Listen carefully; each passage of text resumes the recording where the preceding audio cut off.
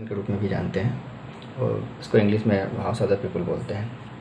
इसके जो कुछ क्वालिटी है वो जो हमारा ब्रिटेन है, ब्रिटेन में जो एक जो निम्न सदन है उसका नाम है हाउस ऑफ कॉमन्स।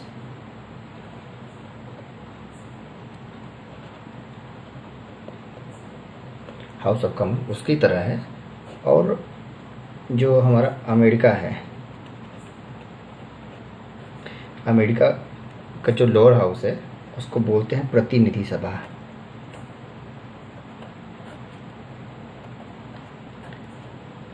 इसकी तरह मतलब इसके कुछ गुण इसमें हैं तो इसकी तरह इसको मान सकते हैं। हालांकि पूरी तरह तो मैच नहीं करता है, लेकिन कुछ कुछ क्वालिटी है जो मैच करती है दोनों की, ब्रिटेन के हाउस ऑफ कॉमन की और अमेरिका के प्रतिनिधि सभा की। अब लोकसभा को, इसका अध्ययन करने के लिए लोकसभा का हम इसको क्या करेंगे, सबसे पहले कई पार्ट में डिवाइड कर लेंगे।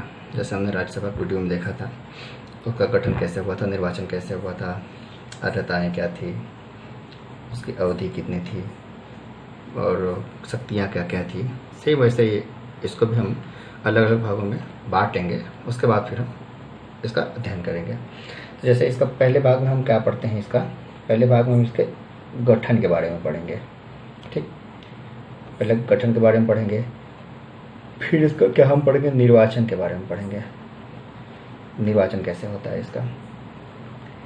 तीसरा भाग इसमें हम अर्हताएँ देख लेंगे, इसका मतलब कि क्या इसकी योग्यता है और क्या इस अयोग्यता क्या है। ठीक, इसकी अवधि कितनी होती है, अवधि मतलब कार्यकाल कितना होता है इसका।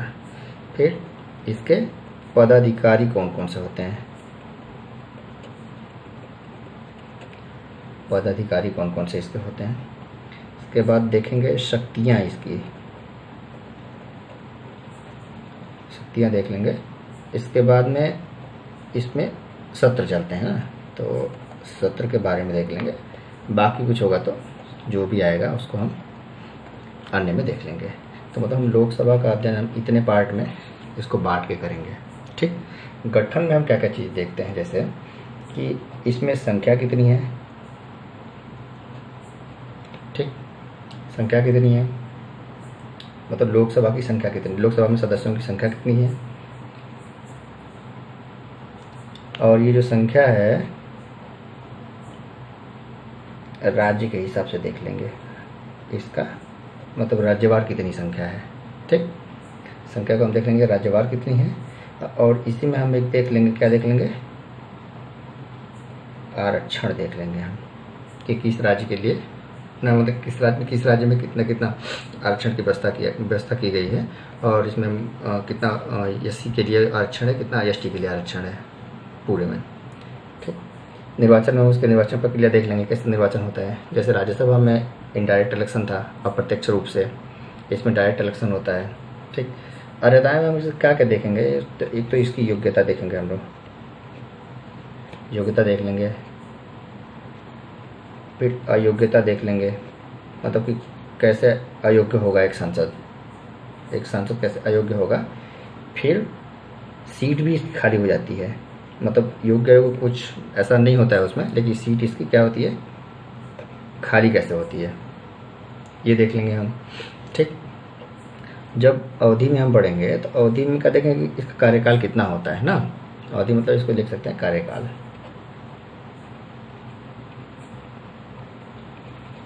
देखो इसका कार्यकाल क्या होता है, एक तो 5 साल होता है।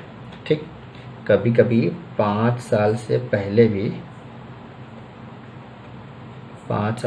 इसका विघटन हो जाता है।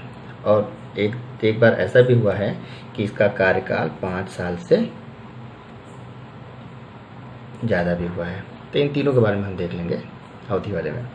पदाधिकारी में कई सारे लिस्ट हैं, उनको हम देख लेंगे। जैसे पदाधिकारी में हम देखते हैं मेन क्या होता है, लोकसभा है तो उसका अध्यक्ष होगा। जैसे राज्यसभा था तो सभापति था, तो लोकसभा है तो लोकसभा का अध्यक्ष होगा, लोकसभा का अध्यक्ष होगा, उसका उपाध्यक्ष होगा। ठीक है, एक क्या होगा, विपक्ष का नेता होता है। ठीक, अध्यक्ष से पहले एक लिख लेते हैं, सदन का नेता। सदन का नेता कौन होता है? प्रधानमंत्री होते हैं सदन के नेता। इसमें अगर प्रधानमंत्री लोकसभा से हैं तो ठीक, तो सदन का नेता कौन होता है? अध्यक्ष कौन है? उपाध्यक्ष कौन है? विपक्ष का नेता कौन होता है? ठीक। और एक और इसमें टर्म होता है प्रोटेम स्पीकर बोलते हैं इसको, प्रोटेम स्पीकर। ये सबसे एजेड आदमी होता है उस हाउस का, सबसे ज़्यादा अनुभवी, उसको प्रोटेम स्पीकर बनाया जाता है। ठीक, ये तो अधिकारी वाला, पदाधिकारी वाला हो गया। अब हम बात कर लेते हैं शक्तियों की। ठीक, शक्तियों की यहाँ नीचे देख लेते हैं। शक्तियों में तो लोकसभा की जो शक्ति है, दो तरह की शक्ति है। एक तो अनन्य शक्ति है। अनन्य मतलब कि सिर्फ लोकसभा से ही काम चल जाएगा, राज्यसभा की जरूरत नहीं पड़ेगी। मतलब राज्यसभा होगा भी तो एक खाना पूर्ति के लिए होगा, बहुत ज़्यादा ज़रूरत उसकी पड़ेगी नहीं। तो एक तो अनन्य शक्ति हो गई। एक और शक्ति हो जाएगी जैसे उसको साधारण शक्ति हम मान सकते हैं। मतलब यहाँ पे क्या होगा कि लोकसभा जो होगा, राज्यसभा, ये दोनों क्या होंगे? बराबर होंगे। ठीक, फिर आते हैं सत्र में। देखिए हम क्या क्या पढ़ लेंगे एक बार। सत्र में क्या होता है कि हमारे 3 सत्र चलते हैं। ठीक है, एक बजट सत्र चलता है, मानसून सत्र चलता है और शरद सत्र चलता है। 3 सत्र चलते हैं, उसके बारे में हम देख लेंगे इसमें। और अन्य में बाकी जैसे क्या बोलते हैं कि कोरम के कितने मेंबर होने चाहिए कम से कम चलने के लिए लोकसभा को। ठीक, जमानत जब्त हो जाती है और बहुत सारी चीज़ें हैं जो इसमें हम देख लेंगे। ठीक, तो ये तो हो गया हमारा एक कि क्या क्या हमको पढ़ना है इसमें। तो अब चालू करते हैं कहाँ से? गठन से। ठीक, चलिए स्टार्ट करते हैं गठन।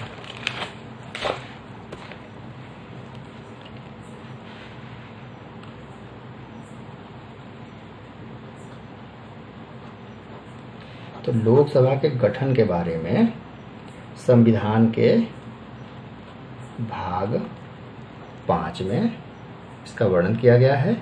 और जो हमारा आर्टिकल है, मतलब अनुच्छेद है इससे रिलेटेड, वो है 81।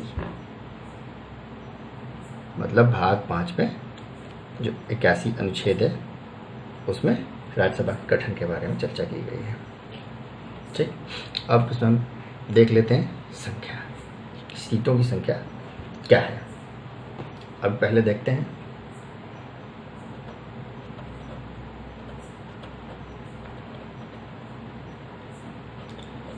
सीटों की संख्या। क्या देखते हैं? अधिकतम देख लेते हैं पहले। अधिकतम कितनी सीटों की संख्या हो सकती है? तो अधिकतम जो सीटों की संख्या है वो है आपकी 552। इससे ज़्यादा सीट नहीं हो सकती है। ये है मैक्सिमम सीट, इससे ज़्यादा सीट नहीं होगी। ठीक है, 552 सीट को हम देखिए, इसमें भी अलग अलग हमको डिवीज़न किया गया है कि राज्य के लिए कितनी है, केंद्र शासित प्रदेश के लिए कितनी है और एंग्लो इंडियन के लिए कितनी है। ठीक है, आंग्ल भारतीय। अब देखते हैं हम राज्य के लिए कितनी सीटें हैं। तो राज्य के लिए हम देखते हैं तो 530 सीटें राज्य के लिए आरक्षित की गई है। ठीक, और केंद्र शासित प्रदेश इसके लिए कितनी है? 20 सीटों का प्रावधान है। यहाँ पे है एंग्लो इंडियन, इनके लिए 2 सीटों का प्रावधान है। ठीक, तो एक तो सीधा सीधा क्वेश्चन ये पूछता है कि अधिकतम संख्या कितनी है, तो 552 हो जाएगी। राज्य के लिए कितनी है? 530 हो जाएगी। केंद्र शासित प्रदेश के लिए कितनी है? 20 हो जाएगी। एंग्लो इंडियन के लिए कितनी है? 2 हो जाएगी। एंग्लो इंडियन से मतलब ये है कि अंग्रेज कुछ रह गए इंडिया में, इंडियन लड़की से शादी किए और जो बच्चे हुए उनको बोलते हैं एंग्लो इंडियन। तो उनका प्रतिनिधित्व, तो उनका प्रतिनिधि कोई हो, इसके लिए एंग्लो इंडियन की व्यवस्था की गई है। अगर लगे गवर्नमेंट को कोई प्रतिनिधित्व नहीं कर रहा है उनका, तो 2 सीटें उनके लिए रखी गई हैं जो राष्ट्रपति मनोनीत करता है। ठीक, हाँ, इसका प्रावधान देख लीजिए कि संविधान में कहाँ इसका प्रावधान किया गया है। इसका प्रावधान है आर्टिकल, मतलब अनुच्छेद 81 का क्लास ए और सब क्लास 81 एक सब क्लास ए, मतलब कि आर्टिकल जो 81 है उसमें 81 में 1 2 3 4 5 करके है, तो पहला वाला है और पहले वाले में ABCD है ऐसे करके, तो ए वाला है इसमें, ठीक। और इसका क्या है, इसका है 81 1 और सब क्लास बी। 81 इसको बोलते हैं क्लास और इसको बोलते हैं सब क्लास, खंड उपखंड में भाग उपभाग, ठीक है, इसमें व्यवस्था है। और जो एंग्लो इंडियन का है इसकी व्यवस्था किसमें की गई है, आर्टिकल 331 में एंग्लो इंडियन की व्यवस्था की गई है, ठीक। लेकिन ठीक है, अगले में देखते हैं अभी क्या है। पहले क्या हुआ था, अब ऐसा देखते हैं कि सीट कैसे कैसे मतलब बढ़ी है और कैसे कैसे कम हुई है। देखिए पहले क्या हुआ था कि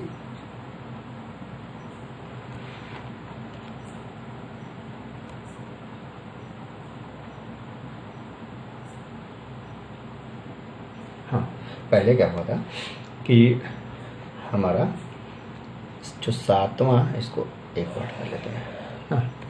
पहले हमारा क्या हुआ था कि 7वां 7 संविधान संशोधन,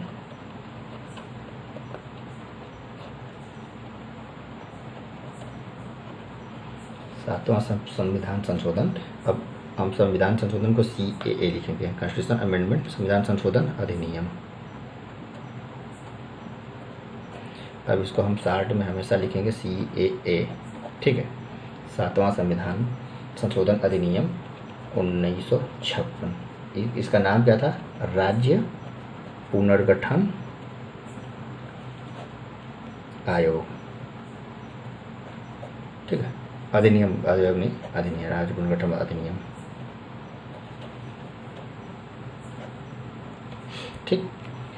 इसमें क्या हुआ कि यही तो मतलब हम डिवीज़न हुआ स्टेट का, जैसा ही हो गया। पहले हमारा एक भारत हो गया ना, भारत में हमारे स्टेट बने पहले, राज्य और यूटीज, केंद्र शासित प्रदेश, ठीक है। राज्य हमारे कितने बने, इसके हिसाब से 7वां संविधान संशोधन अधिनियम 1956 के द्वारा, राज्य पुनर्गठन अधिनियम के द्वारा 14 राज्य बने और 6 केंद्र शासित प्रदेश बने, ठीक। इतने के लिए क्या किया गया कि पहले जो लोकसभा की सीटें निर्धारित की गई थी वो कितनी थी, 500 सीटें जो थी, ये थी हमारी 525 सीटें निर्धारित की गई थी इसके लिए, ठीक। और 525 में जो राज्य के लिए सीटें निर्धारित थी वो 500 थी और जो केंद्र शासित प्रदेश के लिए थी वो 25 सीट थी, ठीक है। 500 में ये हो गया आपका 500 और ये हो गया आपका 25 का डिवीजन ना, 525 सीटें थी। लेकिन फिर क्या हुआ, इसके बाद में क्या हुआ कि एक और संशोधन हुआ, ठीक है। एक और संशोधन हुआ, वो हुआ था हमारा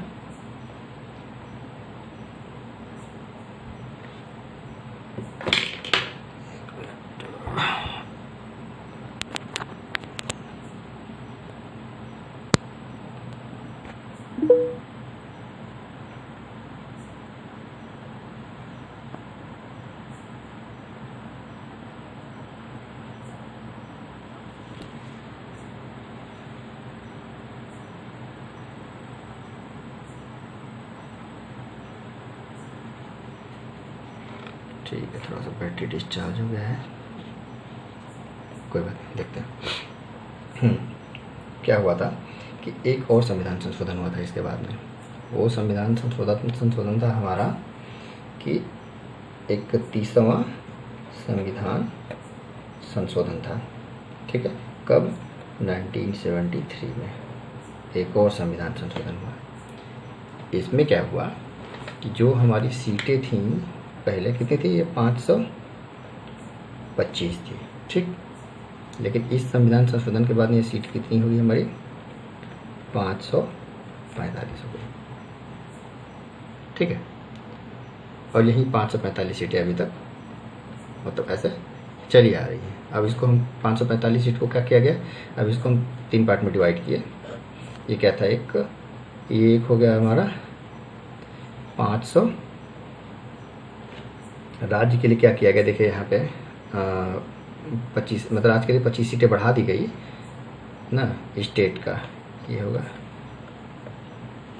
राज्य के लिए ना 5 सीटें बढ़ा दी गई यहाँ पे, हाँ 25 सीटें बढ़ा दी गई राज्य के लिए।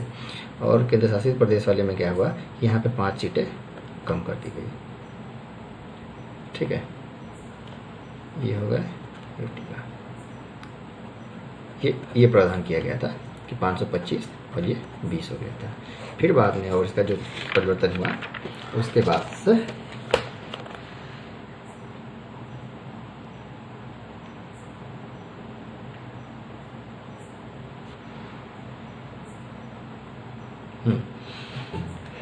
उसके बाद से क्या हुआ कि सीटें कितनी हो गई हमारी, 543 प्लस 2, 543 प्लस 2 हम इसलिए लिखे हैं कि जो ये 2 सीटें किसकी थी, एंग्लो इंडियन की सीट थी, मतलब आंग्ल भारतीयों की।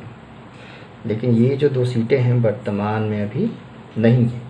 क्यों नहीं है कि अभी एक संविधान संशोधन हुआ है, 104 संविधान संशोधन हुआ है। कब, 2019 में, और इसको ख़त्म कर दिया गया है।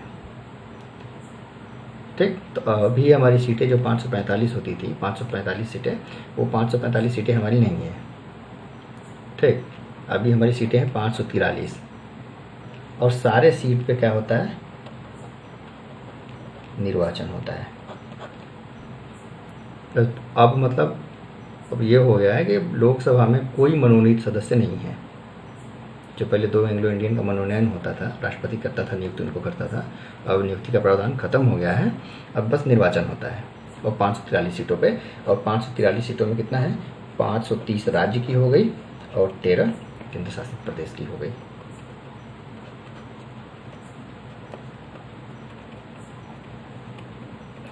केंद्र शासित प्रदेश की हो गई 13 सीटें। ठीक, 543 हमारा ये हो गया।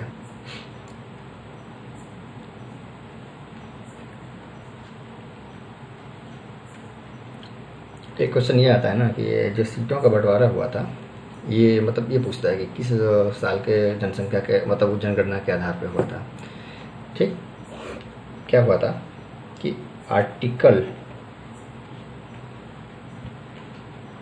82 में इसका प्रावधान दिया गया है, अनुच्छेद 82 में इसका प्रावधान दिया गया है कि जो इसकी सीटें हैं ना, लोकसभा की जो सीटें हैं, लोकसभा की सीटों का राज्यवार बंटवारा, ऐसा नहीं कि मतलब खाली ऐसे ही बंटवारा, इसको क्या हम बोलते हैं, राज्यवार बंटवारा।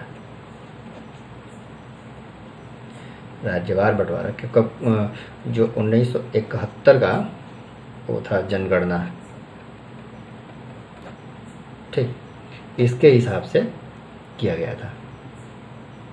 1971 के हिसाब के वाले से इसलिए किया गया था क्योंकि 1975 में अपना वो जनसंख्या कानून, कुछ जनसंख्या कानून की बात चल रही थी, जनसंख्या नियंत्रण कानून की बात चल रही थी, और संजय गांधी कुल मिला के हेड थे उस टाइम। वो किसी की सुनते नहीं थे, सरकार में नहीं थे, लेकिन फिर भी पावर उनके पास था, और नसबंदी बहुत सारा हुआ था उस टाइम, और हम दो हमारे दो वाली बात चल रही थी। तो उस टाइम क्या हुआ फिर कि नॉर्थ इंडिया में तो लोग मानने वाले हैं नहीं भाई, काम है सरकार का विरोध करना, तो नॉर्थ इंडिया में तो लोग जम गए भाई। तो नॉर्थ इंडिया में जनसंख्या जम के बढ़ी, लेकिन वहीं साउथ इंडिया में, साउथ में और नॉर्थ ईस्ट, पूर्वोत्तर भारत में, ठीक है, आसाम, मेघालय, मणिपुर, मिजोरम, त्रिपुरा, उन सारे जगहों पे क्या हुआ, जनसंख्या इतनी मात्रा में नहीं बढ़ी जितनी हमारे नॉर्थ में बढ़ी। नॉर्थ में तो यूपी हो गया, बिहार हो गया, वेस्ट बंगाल हो गया, दिल्ली हो गया, पंजाब हो गया, हरियाणा हो गया, इन सब की जनसंख्या बहुत तेज़ी से बढ़ी, उसके मुकाबले इधर नहीं बढ़ी। तो अगर बाद वाले से लिया गया होता तो उस हिसाब से नॉर्थ वाले को बहुत ज़्यादा सीट देनी पड़ती, और शायद साउथ इंडिया में बहुत कम सीटें देनी पड़ती। तो इसलिए ये हुआ कि 71 की जनगणना के आधार पर ही हम क्या करेंगे, सीटों का बंटवारा करेंगे राज्यवार। अब राज्य अपना फिर अलग से अपने राज्य में, जैसे यूपी को दे दिया गया 80 सीट, ठीक, तो यूपी अपना जो करे अब 80 सीट में, चाहे मतलब जिलों के लेकर, जैसे 75 यूपी में क्या है 75 जिले हैं, लेकिन सीट कितनी है 80 है। तो एक जिले के करीब एक सीट आती है, लेकिन कुछ कुछ क्या होता है, कुछ कुछ जिलों को काट के और दूसरे जिलों को मिला के एक क्या बोलते हैं लोकसभा का क्षेत्र बनाया जाता है। फिर इसमें क्या प्रावधान किया गया, इसको लिया तो गया कि 1971 वाली जनगणना पे। अब पहले ये कब तक था, 2001 तक लागू रहेगा, ठीक है। लेकिन फिर 2001 में एक और कानून वो संशोधन कर दिया गया। ये किया गया आपका 84वां संशोधन अधिनियम। कब किया गया, 2001 में। इसके हिसाब से क्या किया गया कि अब 2026 तक जितने भी चुनाव होंगे लोकसभा के, सीटों का निर्धारण इसी की जनसंख्या के आधार पर होगा, ठीक। तो ये भी क्वेश्चन पूछ लेता है कभी कभी कि राज्यसभा जो बंटवारा हुआ था सीटों का, वो किस जनसंख्या के आधार पर हुआ था, तो 71 की जनसंख्या के आधार पर हुआ था, ठीक। और बाद में एक संशोधन भी हुआ था, कब इसको 2026 तक किया गया था, और अभी कब तक है, 2026 तक है। कब किया गया, 2026 तक। 84 संविधान संशोधन 2001 के द्वारा इसको 2026 तक कर दिया गया था। अब सीटें देखते हैं एक बार, ये मतलब कहाँ कहाँ ज़्यादा सीटें हैं। देखिए अपना यूपी हो गया, यूपी में सबसे ज़्यादा सीटें हैं, 80 सीटें। यूपी के बाद आता है नंबर आपका महाराष्ट्र का। महाराष्ट्र में कितनी सीटें हैं, 48 सीटें हैं। उसके बाद में पश्चिम बंगाल का नंबर आता है। पश्चिम बंगाल में कितनी है, शायद 42 सीटें, हाँ।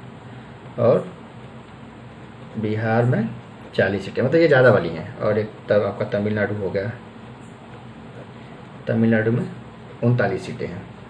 ये मैं इसलिए बता रहा हूँ क्योंकि ये क्वेश्चन कभी कभी सीधा सीधा पूछ देता है, खासतौर से यूपी पीसीएस में तो सीधा पूछ लेता है कि यूपी में कितनी है लोकसभा की सीटें, 80 हैं। ये भी पूछ लेता है कि कौन सा राज्य है जो सबसे ज़्यादा लोकसभा और राज्यसभा की सीटें जिसको मतलब आवंटित की गई हैं, तो यूपी है। लोकसभा में उसको 80 सीटें हैं, राज्यसभा में 31 सीटें हैं, ठीक। तो ये क्वेश्चन अक्सर पूछ लेता है। और कुछ कुछ हमारे स्टेट मतलब ऐसे भी हैं जिनका नहीं है, मतलब एक एक सीटें हैं। कोई बहुत छोटा छोटा स्टेट है, उनके लिए एक एक सीटें रखी गई हैं, ठीक। तो मेन ये पूछता है कि कौन किस स्टेट में ज़्यादा सीटें हैं। इसके बाद में हम क्या देख लेते हैं, स्टेट वाइज सीट का हो गया।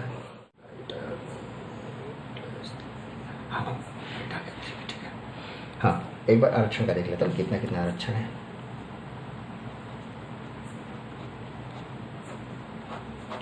देखिए इसमें आरक्षण देख लेते हैं हम, एससी का, एसटी का, ठीक।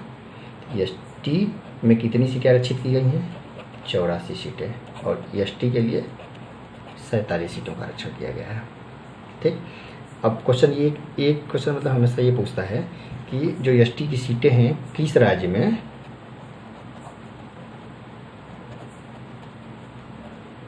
ज़्यादा है, सबसे एसटी की सीट, ठीक। तो एसटी की सीट सबसे ज़्यादा है आपकी मध्य प्रदेश में, ठीक। कितनी सीटें हैं, 6 सीटें हैं मध्य प्रदेश में। और दूसरे नंबर पर आपका है गुजरात। गुजरात में कितनी सीटें हैं, 4 सीटें हैं, ठीक। और कुछ कुछ राज्य ऐसे हैं जहाँ एसटी की एक भी सीट नहीं है।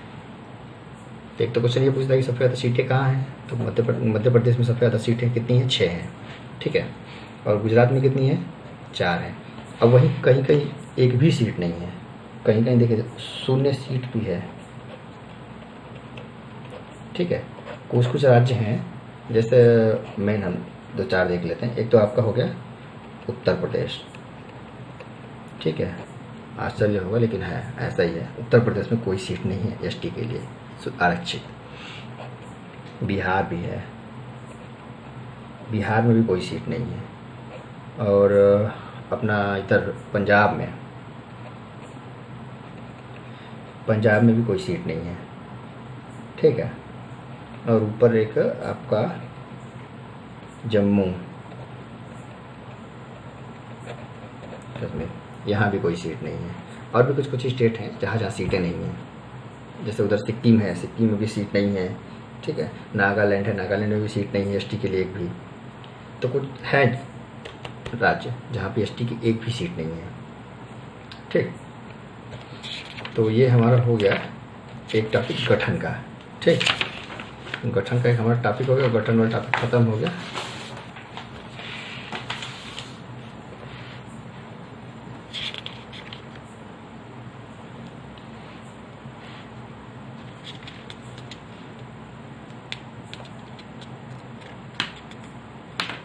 अब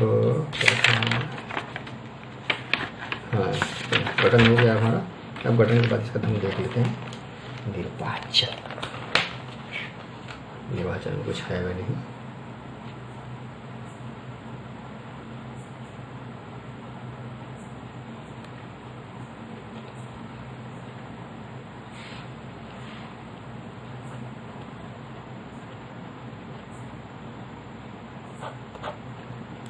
देखिए निर्वाचन में क्या है, निर्वाचन जैसे हम राज्यसभा कल देखे थे तो राज्यसभा का क्या था, इनडायरेक्ट इलेक्शन था ना, मतलब कि जो विधानसभा के सदस्य होते हैं वो जाके उसका चुनाव करते हैं राज्यसभा में। राज्यसभा के सदस्यों का चुनाव जो हमारे विधानसभा के सदस्य होते हैं, मतलब एमएलए जो हमारे होते हैं, वो जाके राज्यसभा के सदस्यों का चुनाव करते हैं।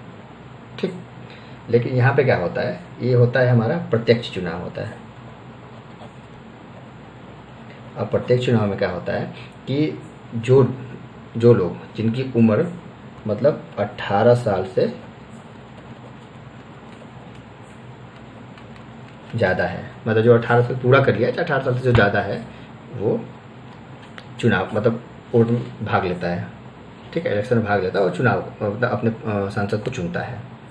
ठीक, इसको मतलब ये कौन सा एक था ना, first part the post system, मतलब है कि जो ज़्यादा पा गया वो जीत गया कुल मिला के। ठीक, तो वही है। तो 18 एक तो क्या है कि चुनाव इसका प्रत्यक्ष रूप से होता है। कौन करता है, 18 साल से जो ज़्यादा के उम्र के जो लोग हैं वो इसका चुनाव करते हैं। ठीक, और क्या हुआ था कि ये 18 साल, पहले 18 साल नहीं था, ये अभी 18 साल है, लेकिन इससे पहले क्या था कि 61 कॉन्स्टिट्यूशन अमेंडमेंट एक्ट 1989। ठीक है, 88 है। ठीक है, 88 के द्वारा क्या कर दिया गया, पहले 21 साल था तो 21 वर्ष से कम करके 18 वर्ष कर दिया गया। ठीक है, तो ये क्वेश्चन पूछ लेता है कि जो क्या बोलते हैं, मतदाता की जो उम्र थी 21 वर्ष से 18 वर्ष कब की गई, तो 61वें संविधान संशोधन में अधिनियम द्वारा 18 वर्ष से 21 वर्ष की गई थी।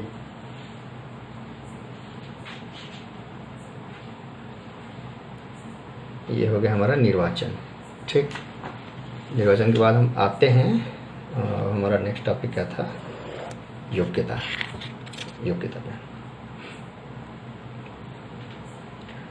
मतलब हमारा टॉपिक था अर्हता ना। इसमें हम देखते हैं पहले योग्यता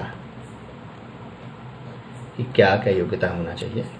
ठीक, एक लोकसभा सदस्य के पास में तो लोकसभा का सदस्य बन सकता है, तो सबकी तरह वही हुई है, भारत का नागरिक हो ना, भारत का नागरिक होना चाहिए, उसकी उम्र 25 साल से कम ना हो, 25 साल से ज़्यादा होना चाहिए, वहीं पागल ना हो, दिवालिया ना हो, कोढ़ी ना हो, वही होता है। तीसरा हमारा ये है कि देश के किसी निर्वाचन क्षेत्र में उसका नाम, निर्वाचन क्षेत्र के निर्वाचन सूची में उसका नाम होना चाहिए।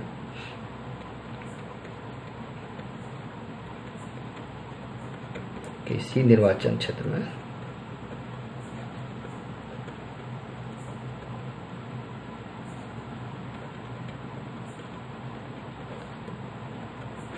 निर्वाचन सूची में नाम होना चाहिए। ठीक है, और भी इसकी योग्यताएं हैं, लेकिन मैं 2-3 योग्यताएं ही हैं। ठीक है, और अब इसका इतना योग्यता हो गया ना, इसका अयोग्यता भी देख लेते हैं। अयोग्यता मतलब इसको कब हटाया जा सकता है इसके पद से। चुनाव से जाने से पहले तो योग्यता होती है कि ये अगर चीज़ इसके पास में है तो इलेक्शन लड़ सकता है, ठीक है। और इलेक्शन लड़ने के बाद में वो कब हटाया जा सकता है अपने पद से, मतलब उसको हम लिख देते हैं अयोग्यता। अयोग्यता तो नहीं बोलेंगे एग्जैक्ट टर्म, इसके लिए क्या बोलेंगे, ठीक है, अयोग्यता लिख लेते हैं। इसका क्या होता है कि जैसे ये कोई लाभ का पद नहीं होना चाहिए इसके पास में। अगर लाभ का पद इसके पास है तो ये खत्म। लाभ का पद मतलब ये कि सांसद होते हुए कोई और नौकरी कर रहा है, ठीक है, कहीं और का सदस्य है, तो उसको बोलते हैं लाभ का पद। तो लाभ का पद अगर है तो वो अयोग्य हो जाएगा, ठीक है।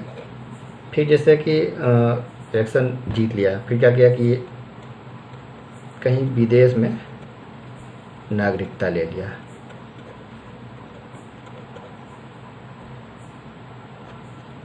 ठीक है, चाहे विदेशी नागरिकता ग्रहण कर लिया, तो भी क्या हो जाएगा, ये डिस्क्वालीफाई हो जाएगा, मतलब अयोग्य हो जाएगा। एक और है इसका कि पार्टी जो अपना नियम कानून बनाई है, मतलब क्या होता है, व्हिप जारी करती है पार्टी सदन में, पार्टी जो कहती है वही करना पड़ता है सदस्यों को, ठीक है। तो पार्टी के जो दिशा निर्देश होता है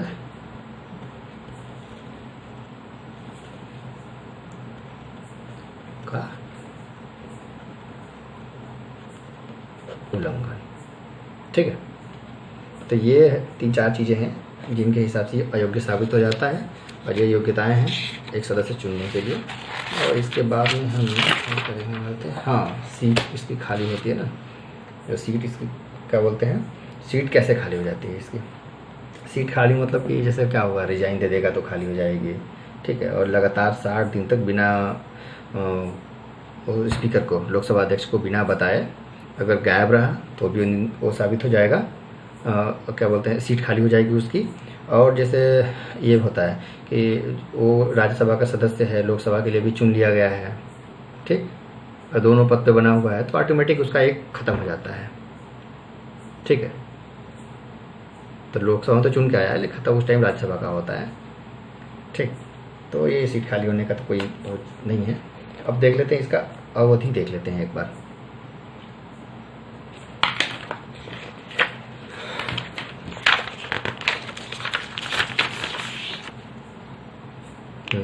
अवधि तक देख लेते हैं, बाकी कल देख लेंगे, ठीक है। अवधि भी देख लेते हैं आज, ये वीडियो बहुत ज़्यादा लंबा हो जाएगा, ठीक है। इसकी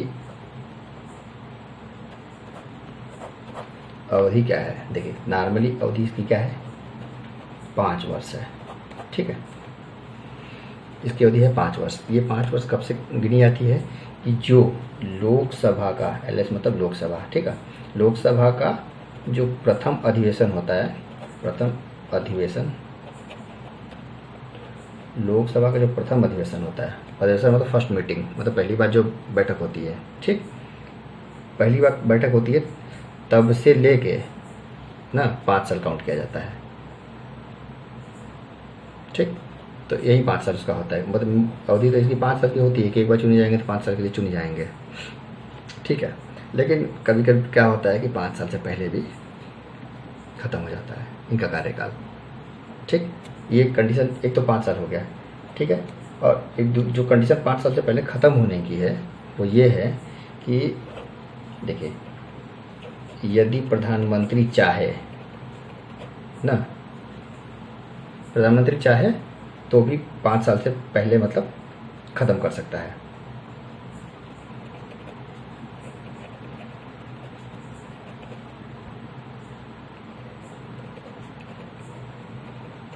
समाप्त कर देगा, कर सकता है, मतलब खत्म तो राष्ट्रपति करता है, लेकिन मेन काम प्रधानमंत्री का ही होता है, प्रधानमंत्री की सलाह पे राष्ट्रपति करते हैं, ठीक है। तो इसके लिए भी 2 कंडीशन है। एक कंडीशन ये है कि जैसे मान लीजिए कि एक गठबंधन की सरकार है, ठीक है, गठबंधन की सरकार है, तो ऐसे भी जितने पार्टी, मतलब कई पार्टियाँ मिलकर बनती हैं, ठीक है। तो कभी कोई पार्टी सोचती कि हम निकल जाएंगे, अगर पार्टी निकल गई तो बहुमत खत्म हो जाता है और सरकार गिर जाती है। तो एक तो ये होता है कि गठबंधन की सरकार है, किसी पार्टी ने अपना बहुमत ले लिया, मतलब अपने आप को पार्टी से अलग कर लिया, सरकार गिर जाएगी, ठीक। मतलब बहुमत का आंकड़ा पार नहीं कर पाएगी। और दूसरा ये है कि प्रधानमंत्री अगर चाहता है, प्रधानमंत्री के ऊपर है, ठीक, वो चाहे कि नहीं हमको इलेक्शन करवाना है, ठीक, प्रधानमंत्री के पक्ष में कोई लहर नहीं दिख रहा है, चाहे सोच रहा है कि अभी हमारे पक्ष में मतलब जनमत है और हम भी वोट करा लेंगे तो हम जीत जाएंगे फिर से, तो एक कंडीशन वो होती है, ठीक है, मतलब परिस्थिति एक तो लिख सकते हैं, एक परिस्थिति होती है जिसके हिसाब से प्रधानमंत्री मतलब सोचता है कि नहीं अब जनमत हमारे पक्ष में है, अगर आप इलेक्शन करा लेंगे तो हम जीत जाएंगे। तो दो कंडीशन, एक तो क्या तो गठबंधन सरकार है, ठीक है, गठबंधन में इसका जो वो क्या बोलते हैं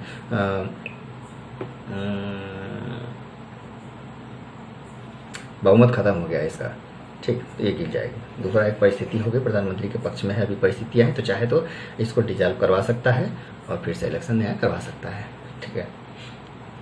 फिर देखते हैं और इसका, हाँ, इसका संवैधानिक प्रावधान भी है, मतलब कहाँ पे ये दिया हुआ है, ये आर्टिकल है आपका 85 ना, 85 में क्लास 2 और सब क्लास इसका बी, ठीक है।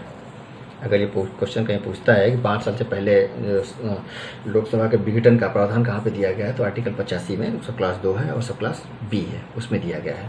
और एक तीसरा और एक और है, मतलब एक 5 साल से, मतलब 5 साल से ज़्यादा भी हो सकता है, ठीक है, 5 वर्ष से ये ज़्यादा भी हो सकता है, ठीक है। इसका प्रावधान कहाँ किया गया है कि जो आर्टिकल है, आर्टिकल 83 का क्लास 2, इसमें प्रावधान किया गया है, कब कि आपातकाल में, ठीक है। अगर आपातकाल है तो संविधान के अनुच्छेद 83 क्लास 2 के अनुसार इसका कार्यकाल बढ़ाया जा सकता है, जैसे एक बार हो चुका है और इंदिरा गांधी ने उसमें चेंज कर दिया था 42वें संविधान संशोधन अधिनियम 1976 में उसका मतलब संशोधन कर दिया था और कार्यकाल 5 वर्ष से बढ़ा के 6 वर्ष कर दिया था, ठीक है, 5 वर्ष से 6 वर्ष हुआ था कार्यकाल इसका, कब 42वें संविधान संशोधन में। लेकिन फिर बाद में जनता पार्टी की सरकार आई और दूसरा एक संविधान संशोधन हुआ, ठीक है, 44 का कॉन्स्टिट्यूशन अमेंडमेंट्स हुआ, उसमें क्या हुआ कि उसको फिर से बैक कर लिया गया और फिर से हो गया 5 साल के लिए। तो मतलब ये 5 साल से, एक तो 5 साल इसका फिक्स है, 5 साल होता है, लेकिन 5 साल से पहले भी इसका विघटन किया जा सकता है और 5 साल से ये ज़्यादा भी हो सकता है, ठीक। तो आज की वीडियो में इतना ही रहने देते हैं, बाकी जो होगा कल, जितने टॉपिक हमारे बचेंगे, मतलब जैसे इसके पदाधिकारी के बारे में, शक्तियों के बारे में, ठीक, बाकी सारी जो चीज़ें हैं, सत्र के बारे में, ये सब हम कल देख लेंगे। और जो अभी इलेक्शन हुआ है 17वां लोकसभा का, इसमें किसको कितना सीट मिला है, कितनी महिलाएं हैं, ठीक है, कितने कौन सबसे नौजवान हैं, कौन सबसे मतलब वृद्ध है, ये सब सारा क्वेश्चन पूछता है, ठीक है। ये सब सारा चीज़ हम कल देखते हैं। Thank you.